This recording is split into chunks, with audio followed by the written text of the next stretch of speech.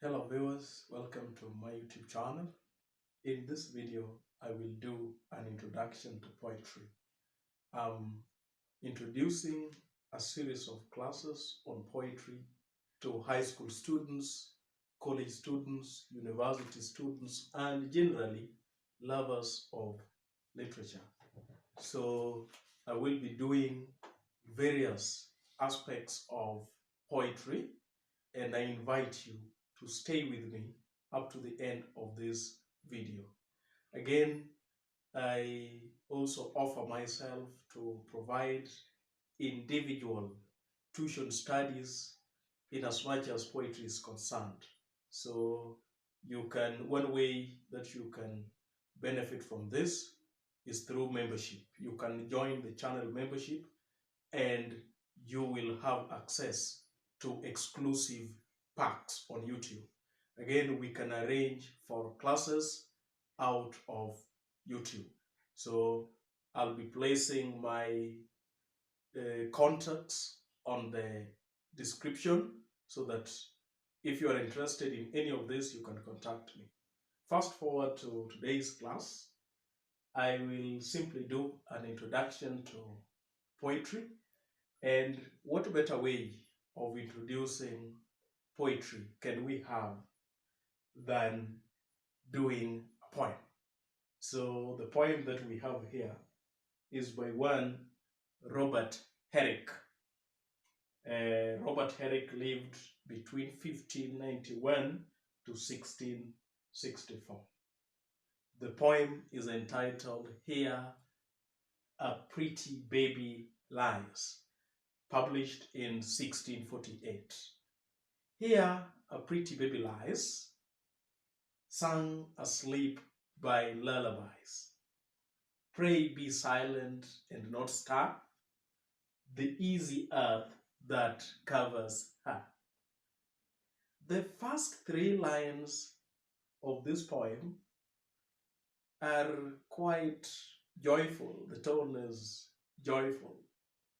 And in line 1, we envisage a baby who lies in, let's say, the cradle.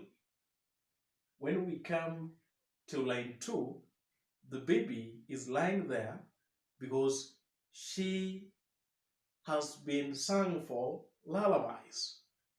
Then line 3, whoever is around is being petitioned to be silent, to remain silent, and not make any noise, for the baby is sleeping.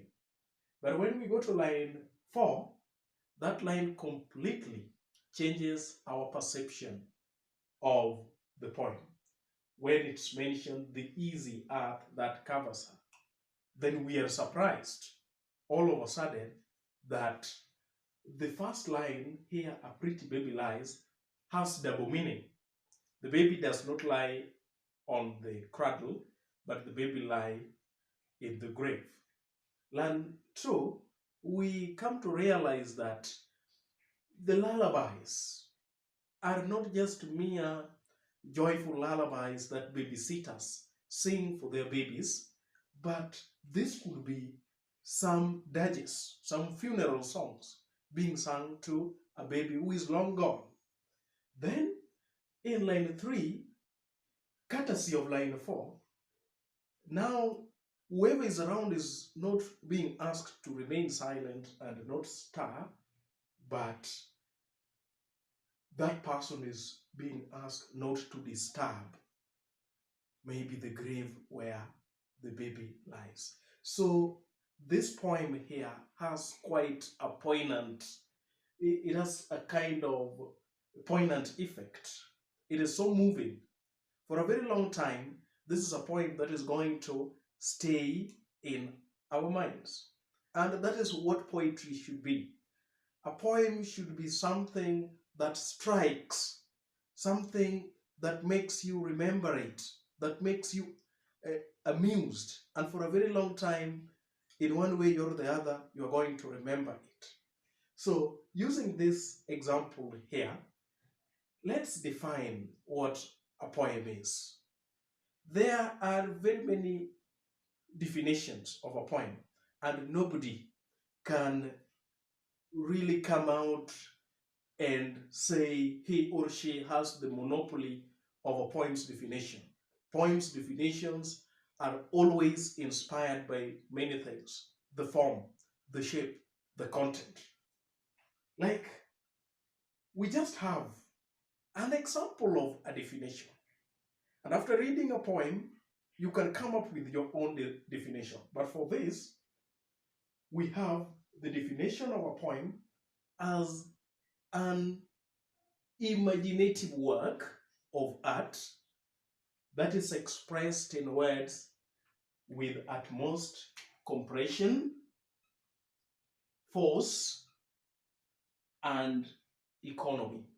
So words are the vehicles of a poem, and the words are quite compressed. Unlike in other forms of fiction, like the novel, where the content is quite expansive and sometimes exhaustive. In a poem, it is compressed, but then that one does not make it less comprehensive. It is comprehensive to an extent that it delivers a high point of thought, a high point of feeling, reflection, and resolution, but it is compressed in terms of the size. They are not as long as, let's say, the novel. Number two, it has some kind of, these words have some kind of force. They have some kind of impact.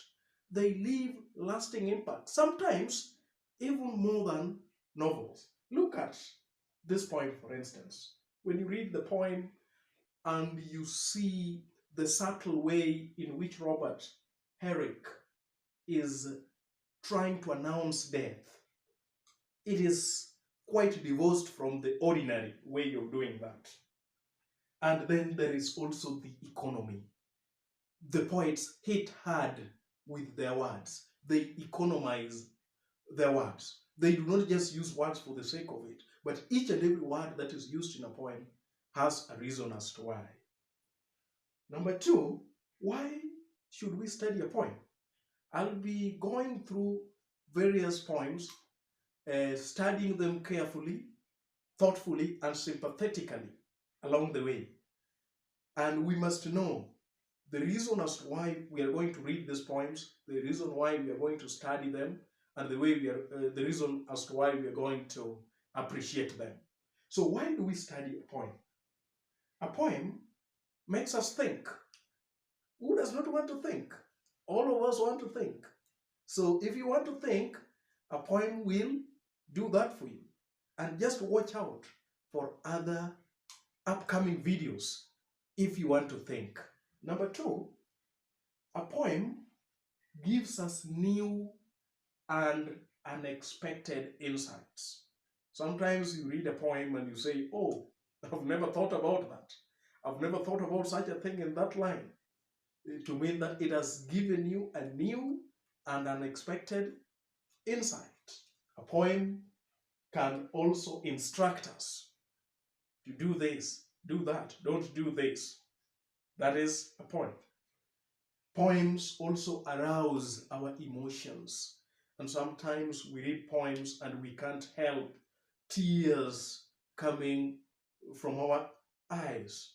That is what a poem does. Sometimes a poem makes us so joyful.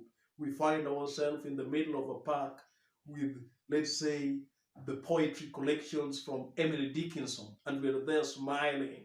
That is what a poem does. A poem can also surprise us.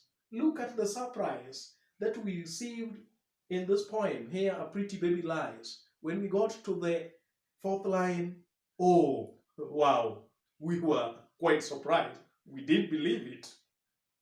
A poem also amuses us. It can make us laugh. A poem also inspires us. It uplifts us. It really makes us want to reach to the stars. It gives us that inner drive to keep going. That is what a poem does. What should reading a poem ideally lead us to? Some students, in whatever cadre, whether they're in college, whether they're in the universities or high school, some say, oh, my poems suck, or it is quite challenging, and they even ask themselves why poetry is being forced down their throats. So, what should reading a poem, studying poem, ideally lead us to? It ideally leads us to re-examine, to reinforce, and reshape our ideas, our feelings, our attitudes, and our lives in general. Sometimes, as men and women in this world, if at no time we don't re-examine, we fail to reinforce our ideas, then we can stagnate. So a poem gives us that chance and opportunity to re-examine, reinforce, and reshape those ideas, those attitudes, those feelings, and our lives generally, so that we can better our lives. Viewers, watch out for more videos. Thank you for watching this video. A lot more are on the way.